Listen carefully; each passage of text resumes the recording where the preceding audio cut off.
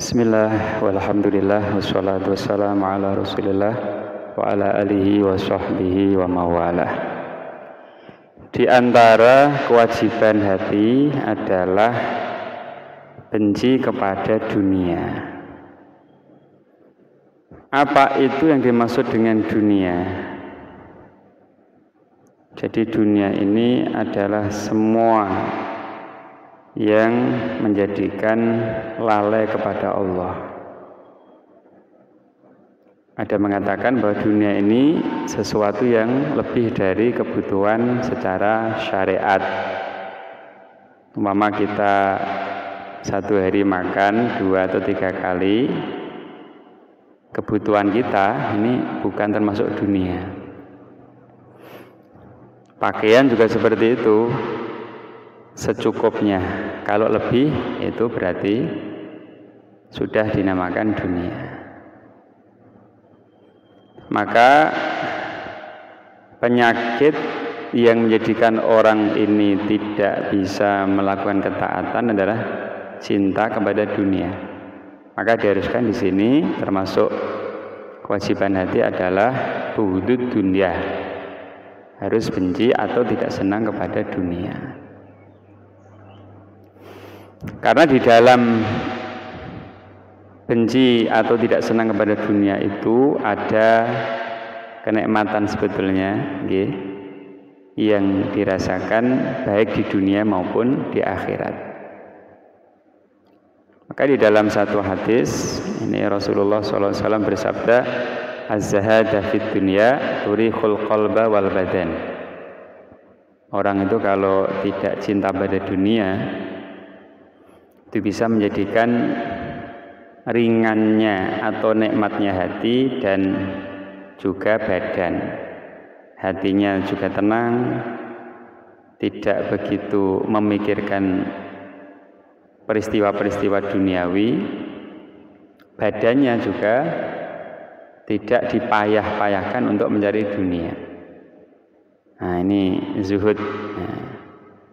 Jadi kebalikan dari senang kepada dunia adalah bughud dunia, benci kepada dunia. Maka kebanyakan, walaupun tidak semua, para aulia ilah itu memang dijaga oleh Allah dari dunia. Dari berlebih dunia itu memang dijaga. Supaya apa? Supaya tidak memalingkan mereka dari kecintaan kepada Allah. Sampai orang alim pun ya, kalau dia ini cinta pada dunia, ini akan diambil yaitu kenikmatan berzikir dan kenikmatan ibadah kepada Allah. Maka dikatakan dalam sebuah firman Allah di kitab-kitab yang dahulu, Allah berfirman, ahwanu ma ana shani'un bil alim idza ahabbat dunya an ukhrija halawata dzikri min qalbi. Paling ringan yang aku buat atau aku perlakukan kepada orang alim yang mencintai dunia adalah aku mengambil kenikmatan dzikir kepadaku dari hatinya. Nah, padahal kenikmatan dzikir ini kan lebih dahsyat ya. Para anbiya wal mursalin wal auliya was solihin ini mereka sudah sampai kepada kenikmatan yang sangat tinggi, yaitu kedekatan mereka kepada Allah, yang dengan itu mereka tidak menukarkan kenikmatan itu dengan dunia. Nah, kalau orang belum mencapai kenikmatan itu, sering-sering dia tergoda oleh dunia. Dianggaplah dunia ini segala-galanya, kenikmatan yang bisa dirasakan segera. Ini sebetulnya orang yang tertipu. Maka kewajiban kita adalah termasuk hati kita diusahakan jangan mencintai dunia, benci kepada dunia.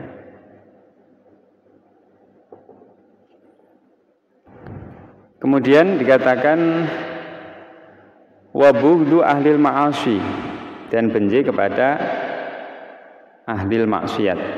min haitsul maksiyah, dari arah maksiatnya ya, bukan dari arah orangnya, bukan. Dari arah maksiatnya. Tetapi nggih nyuwun sewu, kita tetap punya rasa rahmat kepada ahli maksiat. Maksudnya bagaimana? Maksudnya tetap didoakan, ya, tetap didoakan dan kita berusaha mengajak mereka untuk keluar dari kemaksiatan.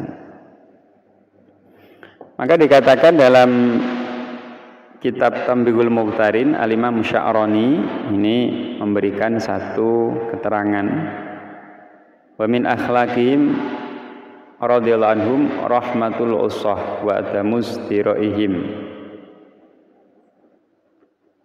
Setengah dari akhlak orang-orang soleh adalah punya rasa rahmat kepada orang-orang yang ahli maksiat dan tidak menghina mereka. Wa adamus diraihim. Mereka sangat senang kalau orang ini tidak bermaksiat kepada Allah. Kalau ada orang maksiat itu mereka ikut susah, ikut susah. Maka jalan dari mereka adalah bagaimana ahli maksiat ini bisa keluar dari kemaksiatannya. Kafratus safaqa alaihim min afdhali du'a lahum. Banyak rasa kasih sayang pada mereka ini adalah termasuk doa kepada mereka. Ini bukan membela kemaksiatannya, bukan, jangan salah paham. Jadi dikatakan di sini bahwa man lam yajid fi nafsi rahmatan lil usah falyad'u lahum bitauba wal maghfirah. Kalau hati orang ini tidak punya rasa rahmat pada ahli maksiat, setidaknya mendoakan mereka supaya diampuni dan supaya bisa bertobat.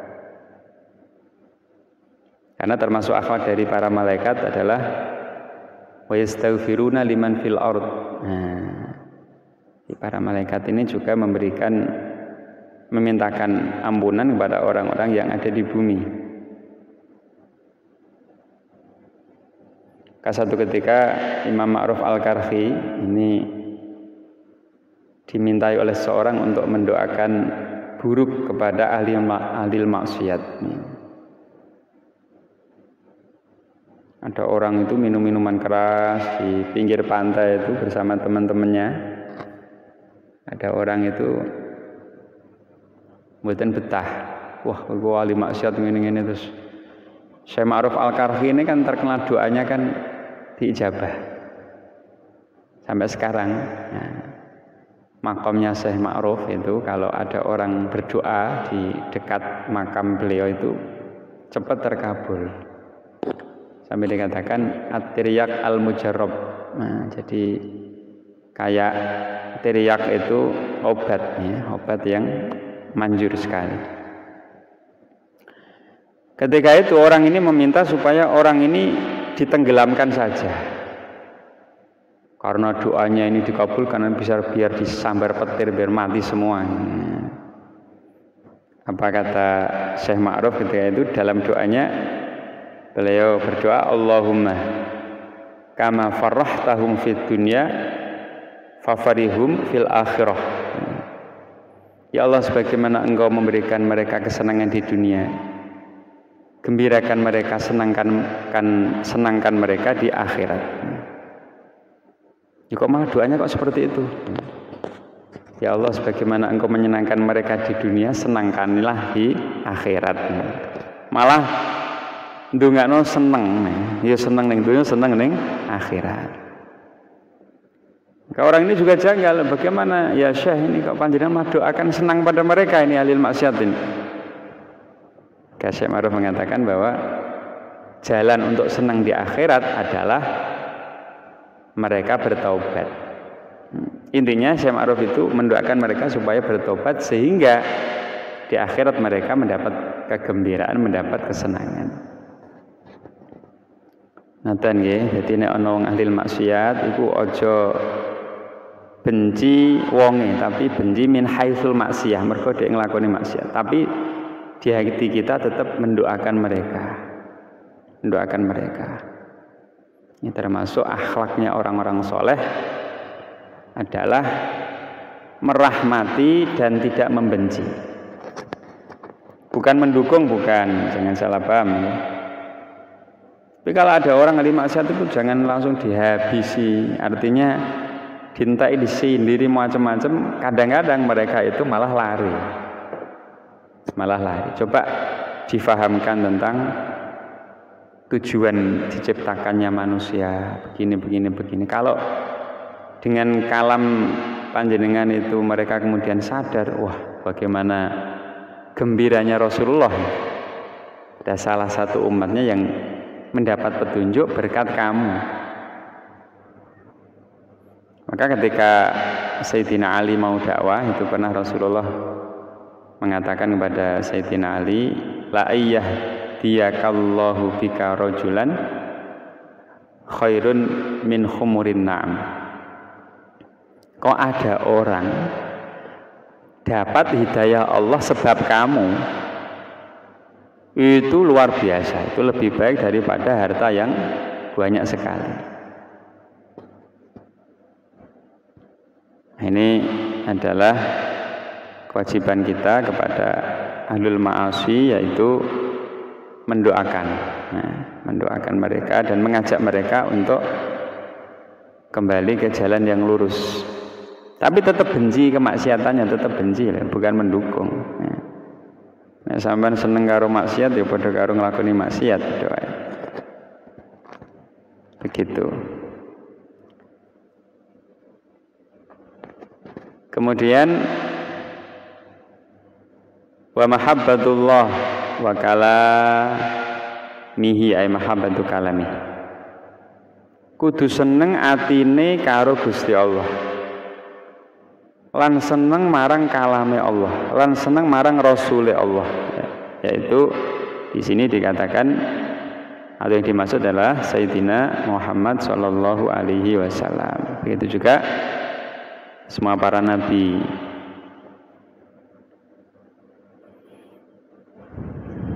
Maka Rasulullah bersabda, cintailah Allah sebab nikmat-nikmatnya.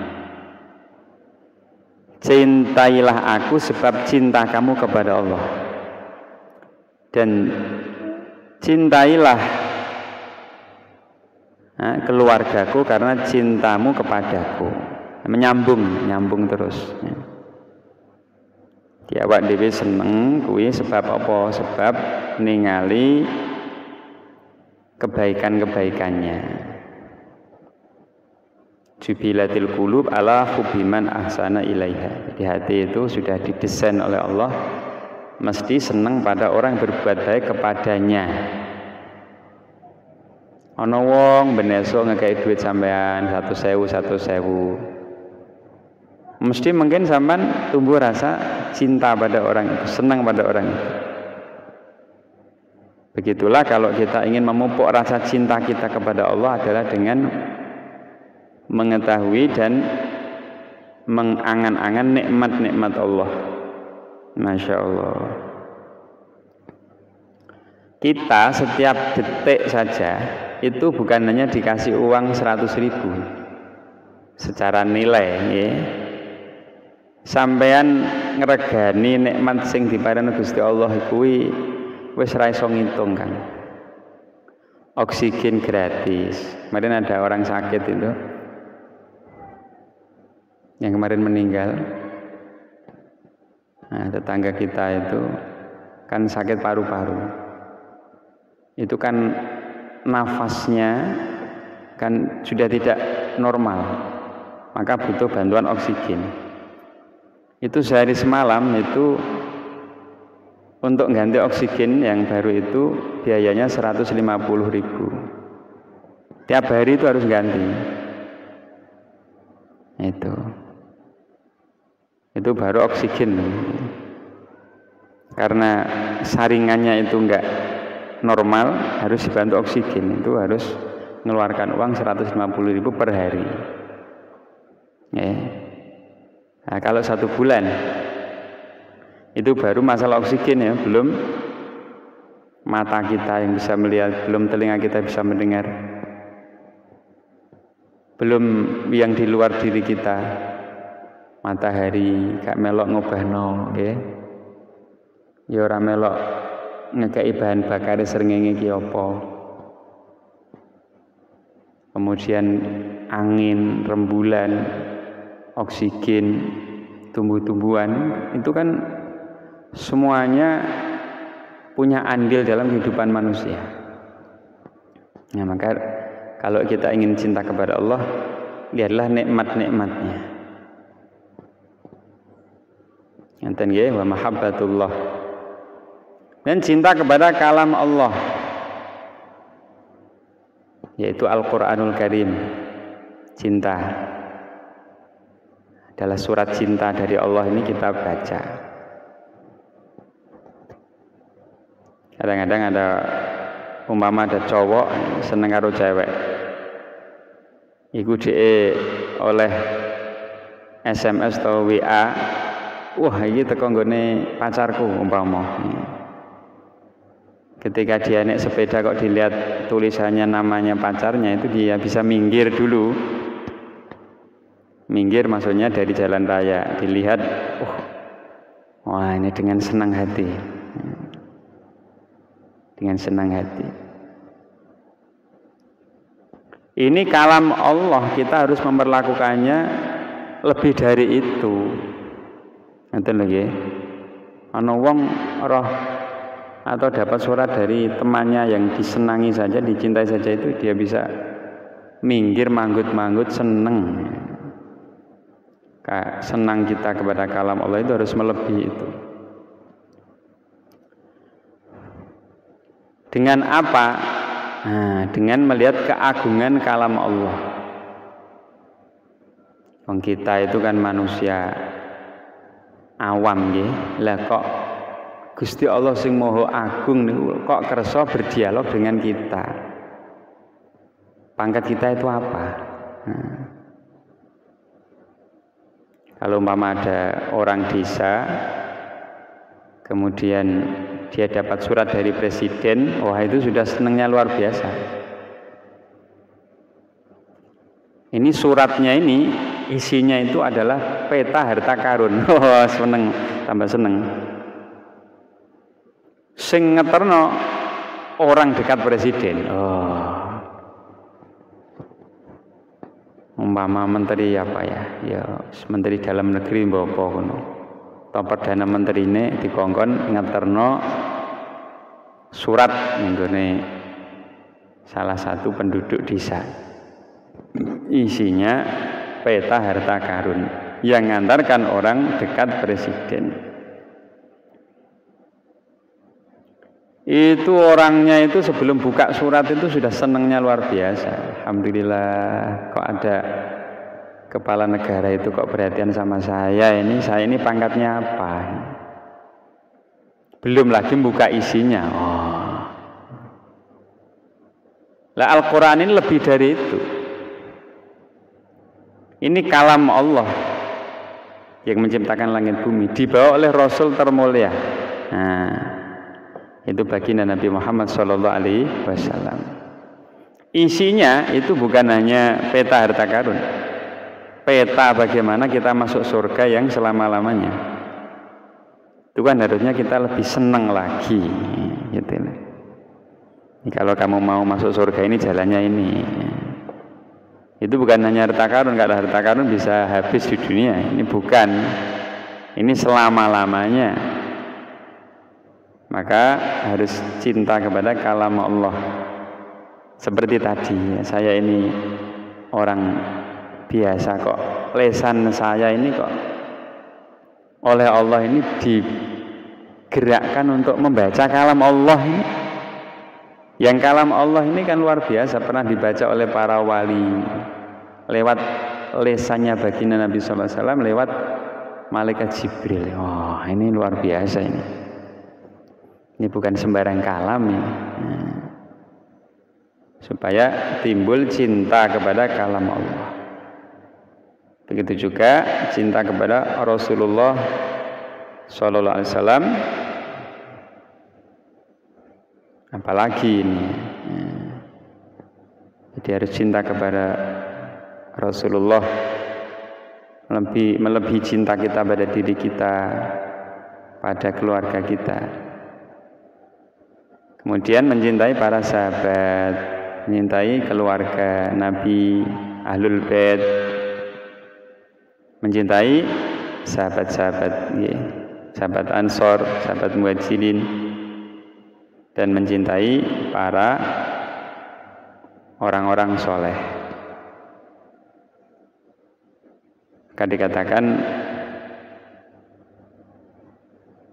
satu ketika itu ada ulama ya, namanya Imam Bishr bin Al-Harith. Ini mungkin dalam mimpi ya, dalam mimpi itu beliau bertemu dengan Rasulullah Shallallahu Alaihi Wasallam. Dan Rasulullah bertanya, ya Bishr, wahai Bishr, atadri lima rafa'akallahu min baini aqranik. Tahukah kamu kenapa Allah mengangkat derajatmu melebihi teman-temanmu? Kasya Bishr mengatakan, Allah mboten ya Rasulullah, kalau mboten sumerap. Qala ittibaika li sunnati wa khidmatika sholihin wa nushika li ikhwanik wa mahabbatika li ashabi wa ahli baiti. Karena kamu mengikuti sunnahku dan kamu melayani orang-orang soleh dan kamu menginginkan kebaikan kepada teman-temanmu, dan karena cintamu kepada para sahabatku dan ahli baitku, yaitu keluargaku, para habaib, harus kita cintai. Ini karena mereka adalah orang-orang mulia, keturunan baginda Nabi Shallallahu Alaihi Wasallam. Maka kita itu harus cinta kepada para sahabat, cinta kepada ahlu baitin Nabi. Ahlu baitin Nabi, ini luar biasa.